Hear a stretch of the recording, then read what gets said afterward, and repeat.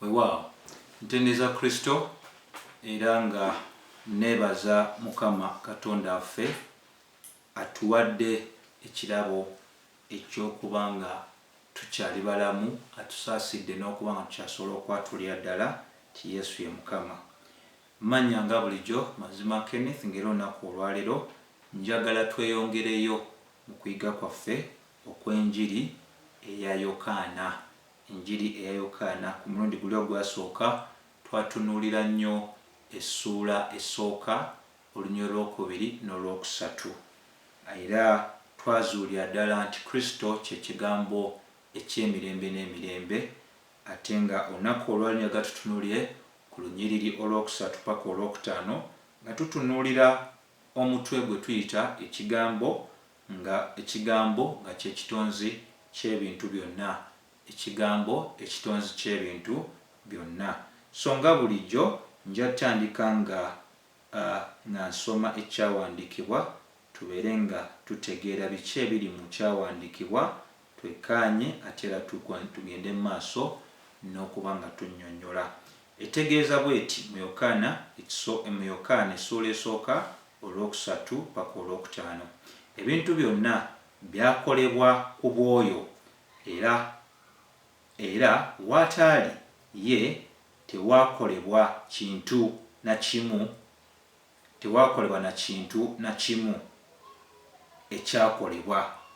Olwokusatu, obulamu bwali mu ye, obulamu ne buba omusana gw'abantu. Olwokutaano, omusana ne gwaka mu kizikiza, so ekizikiza tekyagutegeera. Kati nno awo njagala tubeere nga tugenda mu maaso n'okutegeera ddala.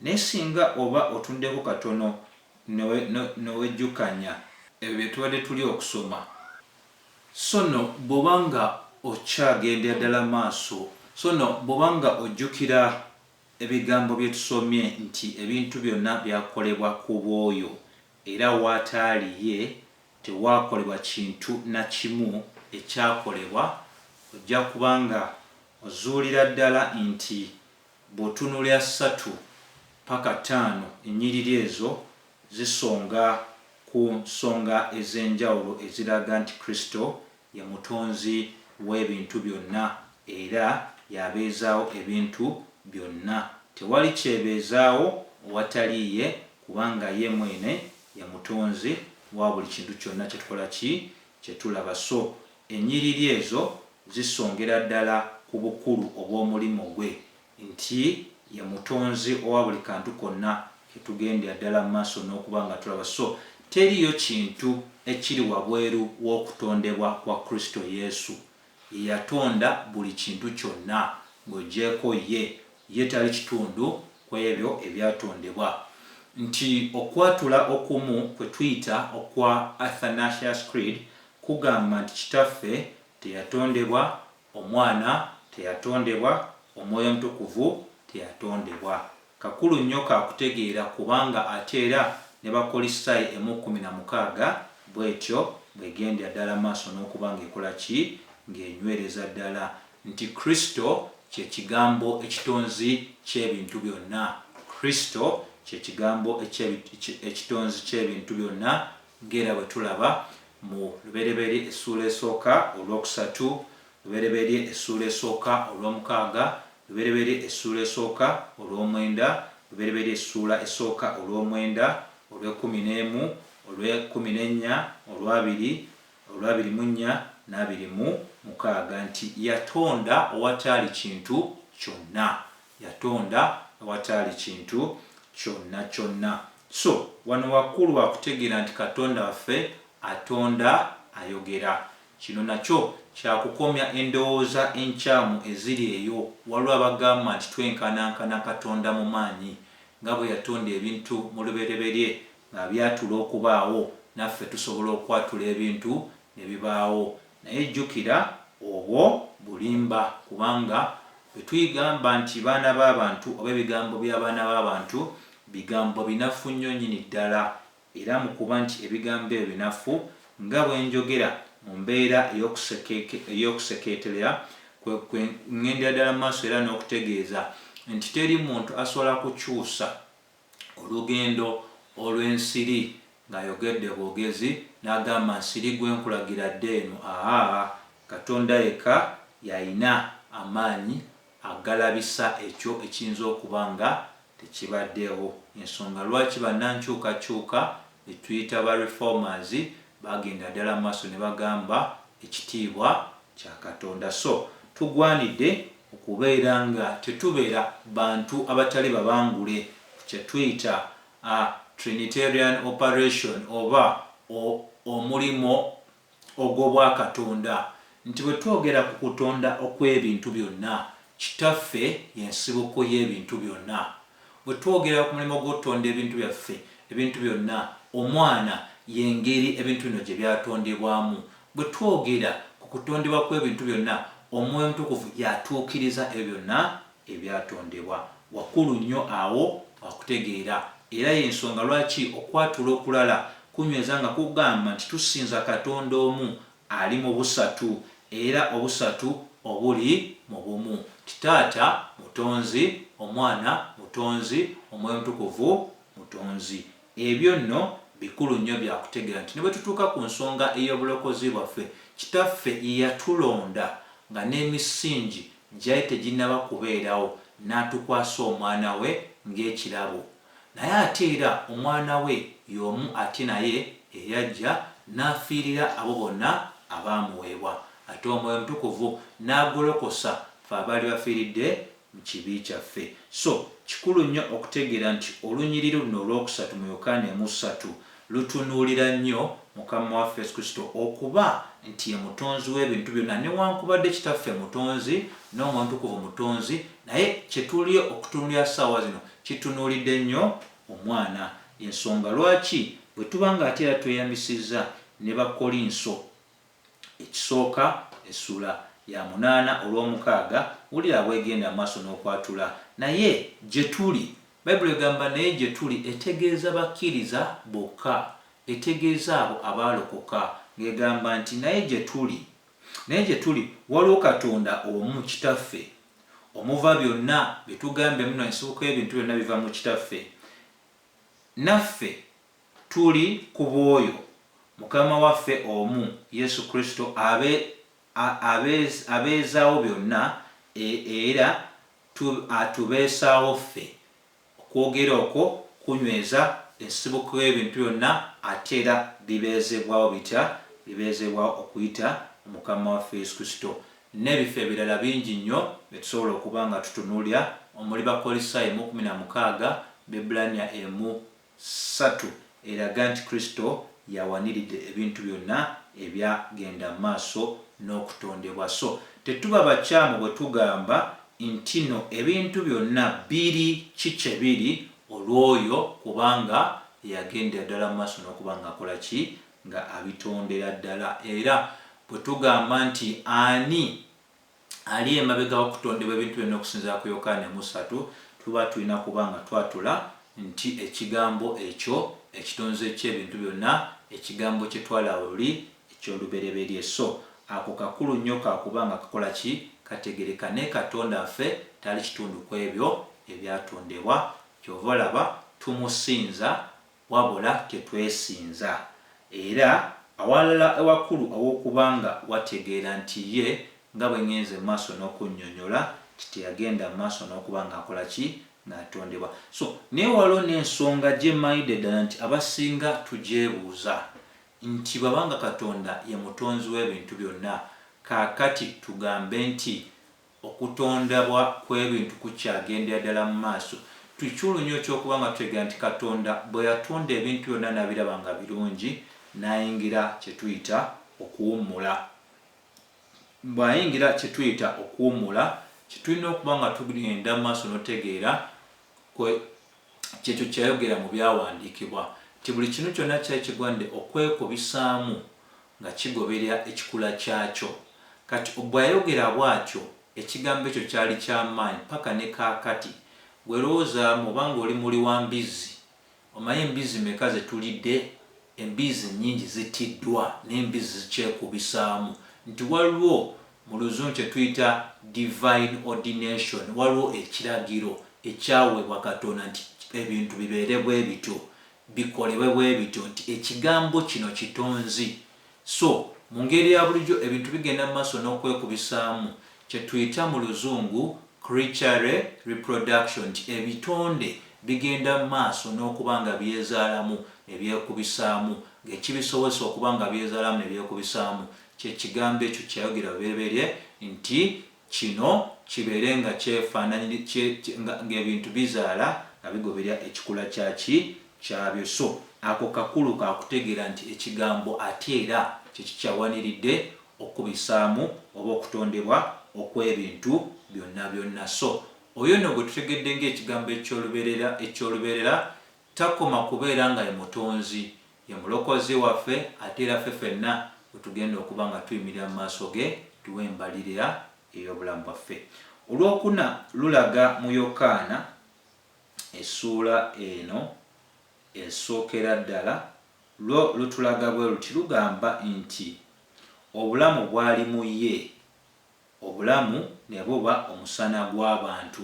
Kati obukulu bwa wano bwe tulina okuba nga tutegeera mu nsuula mu lunyiriri luno olwokuna, lwe lw'okutegeerera ddala nti bwe twogera ku Kristo Yesu tuba tutegeeza nti obulamu obwali mu ye bwe bulamu butalina ntandikwa, kye kisookera ddala. Ekyokubiri, obulamu obwali mu ye oba obuli mu ye bwe bulamu obujjulidde ddala. Ekyokusatu, obulamu obuli mu ye bwe bulamu obutaatondebwa. Ekyo kiba kitegeereza ddala nti bw'aba nga teyatondebwa, ye yagaba obulamu eri ebintu byonna ebyatondebwa. Ekyokusatu, obulamu obuli mu ye bwe bulamu obutuukiridde ddala ate nga bwe bulamu obwa Katonda. Ensonga lwaki ye mutonzi wa buli kintu kyonna, tewaliwo kintu kyonna ekyatondebwa w'ataali. Naye waliwo engeri za mirundi nga 5 oba 6 ze tusobola okulabiramu obulamu bulabikira mu ngeri za mirundi emeka. Engeri esooka tusobola otunuulira obulamu obwa zimalayika. Bayibuli bwe betugambye mu Lwokusatu nti ebintu byonna byakolebwa ku bw'oyo, era w'ataali ye tewakolebwa kintu na kimu ekyakolebwa. Obulamu zimalayika bwe ziina buviira ddala eri Mukama waffe Yesu Kristo. Ekyokubiri, bwe twogera ku bulamu obw'abantu buviira ddala eri Mukama waffe Yesu Kristo. Ekyokusatu, bwe twogera ku bulamu obw'ensolo buviira ddala eri Mukama waffe Yesu Kristo. Ekyokuna, bwe twogera ku bulamu obw'ebimera buviira ddala eri Mukama waffe Yesu Kristo. Ekyokutaano, bwe twogera ku bulamu obw'ebiwuka eby'enjawulo buviira ddala eri Mukama waffe Yesu Kristo.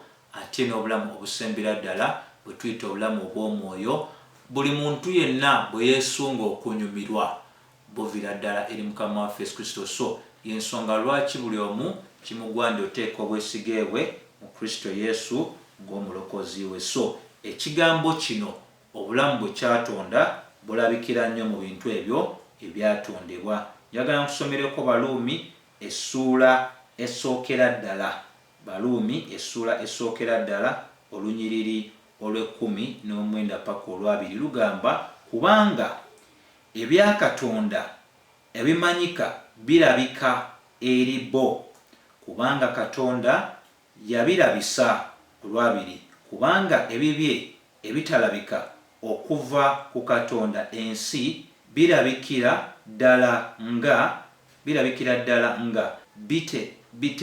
bitegeerwa ku bitonde obuyinza bwe obutaggwaawo obwa Katonda bwe, babeere nga tebalina kyakuwoza. Kati ssebo ne nnyabo nti ebintu bino Katonda byatonda oba ebintu byonna byatonda byatondebwa okubanga bisirisa gwe nange enkya abayinza okugamba titeriiyo Katonda. Weebuuze obulamu bwa zimalayika buvaawa? Weebuuze obulamu obw'abantu buvaawa? Weebuuze obulamu obw'ensolo buvaawa? Weebuuze obulamu obw'ebimera buvaawa? Weebuuze obulamu obw'ebiwuka buvaawa? Weebuuze nti obulamu obw'ebimera buvaawa? So ebintu bino byonna byatusirisa, oba bali beeru, oba bali baddugavu, oba bali bawanvu, oba bali bampi, kwega ebintu ebyo byonna byakubeera nga bikola ki? Bitusirisa. Yensonga lwaki bw'osoma Zabbuli essula ey'19 olusooka paka olwokuna nalwo lunywereza ddala ti ebintu Katonda byatonda nga eggulu ligenda mu maaso ne lirangirira ekitiibwa kya Katonda, obwengula ne bulaga omulimo gwa Katonda, nti era okunyumya kwa bino Katonda byatonda kulabisibwa buli wantu wonna. Titeriyo muntu ali mu nsi muno atalaba ggulu eryo, atalaba byatondebwa asobola ogamba ti Katonda taliyo. Era yenna agamba ti Katonda taliyo, Zabbuli ey'e14 olusooka egamba omuntu oyo musiru. Lwaki? Kubanga obujulizi obutuweereddwa bumalira ddala otutegeeza okubeerawo kwa Katonda ti abeezawo ebintu byonna. So waliwo kye tuyita general revelation nti ebintu ebyatondebwa, ensozi, amayanja, emigga, enjazi, ebisolo na buli kantu konna, emigga egy'amaanyi bwe tubitunula ne twewuunya, byonna bitusongera ku kubeerawo. Ekyenjawulo kiri wakati wo nange nti ffe abatondebwa mu kikula kya Katonda oba mu kifaananyi kya Katonda, ffe abawakana okubeerawo kwa Katonda. So Bayibuli tesomesa kye tuyita natural theology nti Katonda asangibwa mu ebyo ebyatondebwa, wabula Bayibuli esomesa general revelation nti ebintu ebitwetoolodde bisonga ku kubeerawo kwa Katonda naye tetubisinza. Olwokutaano ne lyoka lugamba mu Yokaana essula esooka bwe luti bwe lugenda ddala mu maaso n'okuba nga lugamba, nalwo katulusome nga tumaliriza. Lugamba nti omusana ne gwaka mu kizikiza, so ekizikiza tekyagutegeera. So kati wano wenjagala tubeere nga tumaliriza kwe kutegeera nti Bayibuli bw'eyogera ku kizikiza etegeeza abantu abaagwa oba abagendera mu maaso n'okuba nga bagwira mu kwonoona okwa Adamu. Ti kyokka abantu kye basigaza abali wabweru wa Kristo kye ky'okuba nti amazima ga Katonda bagabikkirira. Naye ate era ekyandikwa kitugambye newankubadde bagezaako okugabikkirira, Bayibuli egambye so ekizikiza tekyagutegeera. So kikulu nnyo ekyokutuba nga tutegeera nti no okwonoona kwasaasaanira abantu bonna. Ensonga lwaki abamu basinza lubaale, abalala basinza omusana, abalala basinza omwezi, abalala ne basinza amayinja, abalala ne basinza amayanja, abalala ne basinza ebintuntu ebirala ebitategerekeka ng'emiti wamu ate era n'ebirala ebintu ebirala bingi nnyo nini ddala, kubanga mu butonde bw'abantu bonna abantu tebaagala Katonda. Ekiraga nti twagala Katonda tuba tulina omugondera, tulina okuba nga tumutya ate n'okumusaamu ekitiibwa. So Bayibuli bw'eyogera ku kizikiza kino, omusana ne gwaka mu kizikiza, so ekizikiza tekyagutegeera. Ensonga y'emu etegeereza ddala nti bwe twogera ku kizikiza n'ekitangaala, bino nno bisonga ku ngeri ey'empisa nti ekizikiza tekisobola kutegeera kitangaala. Yokaana essula 12 olwa 3-5, Basesonike ekisooka 5 olwokuna. Naye ate era ekirala, ekizikiza tekisobola kuwangula kitangaala, naye ate era ekizikiza tekisobola kubeera nga kikakkanya ekitangaala, tekisobola kukakkanya kitangaala. Kyekitegeeza nti newankubadde ekizikiza kibi nnyo, naye tekirina buwanguzi ku kye tuyita ekitangaala. So mikwano, waliwo omu ku bawandiisi eyawandiika n'agamba nti singa ekizikiza kyali kisobola okubeera nga kiwangula ekizikiza, ekizikiza kyalirekedde awo okubeera ekizikiza. So ndowooza nno bwe yawandiika bw'atyo yali mutuufu. So mikwano, bingi nnyo ebyokuba nga tuzuula era kyensaba Katonda ffe nga bw'ali ow'ekisa tiketutandise ku lugendo luno kusaba obeereko omuntu gw'otemyako nkusaba obubaka buno bwe buteekebwayo oba bw'obusanga ku YouTube bulayikinge busubscribingire ate era obugabaneko n'abantu abalala oba osharinge tubeere nga tuyambagana okuba nga tusaasaanya n'okwongerayo wabula okugamba nti ekisa kya Mukama waffe Yesu Kristo kibeere eri mmwe mwenna. Amin.